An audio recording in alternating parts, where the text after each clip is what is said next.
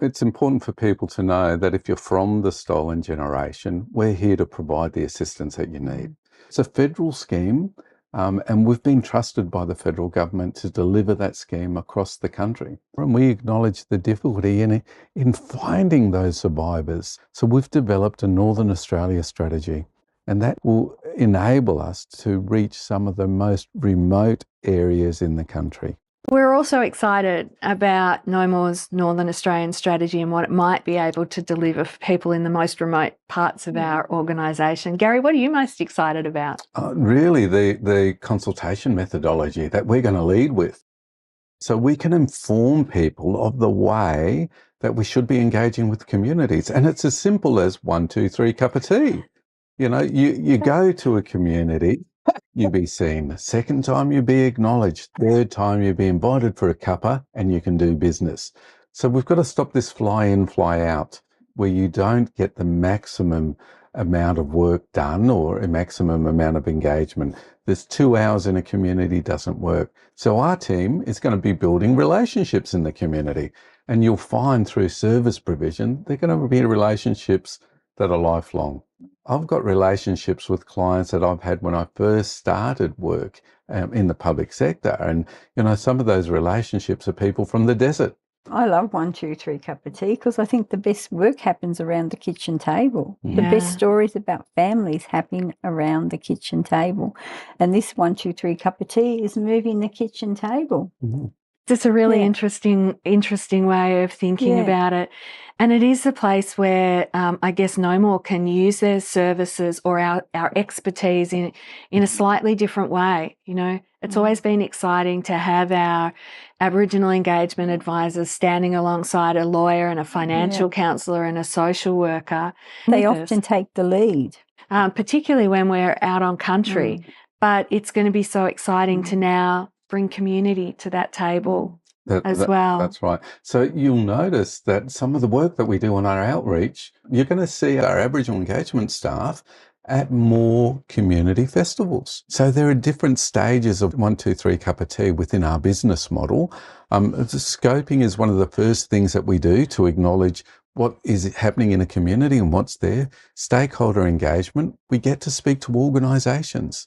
And from that message filters out and we get a referral pathway for clients to come forward. Then we go in and do clinical work. So 1, 2, 3 cup of tea, it equates to a methodology of doing business, scoping, stakeholder engagement and clinical work.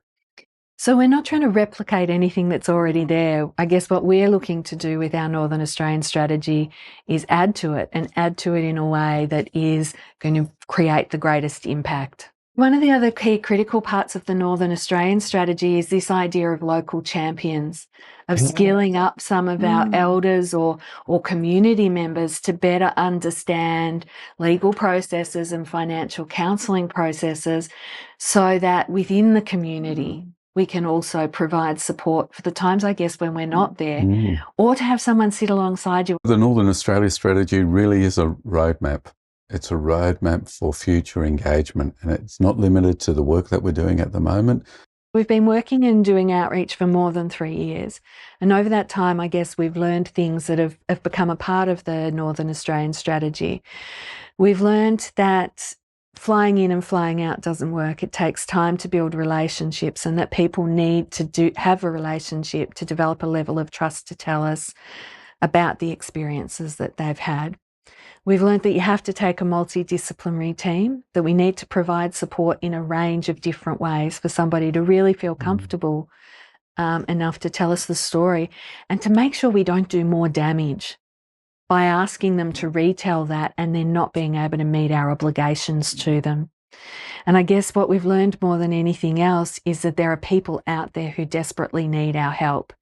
And our job is to find them, not to expect them to find us.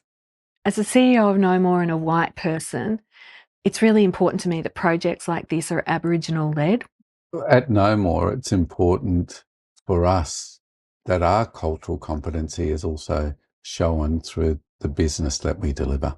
And that comes with the support of all of our executive, all of our management team and all of the disciplines that we work to. It's the only organisation that I know that will have an elder in residence and an executive member of the team as well. So I'm grateful that I hold that executive membership of that team, being an Aboriginal man from Cape York, and working in a national organisation, informing best practice models that will impact on our communities. We are better for having you hold us to account, and we're better from the opportunity to learn from you.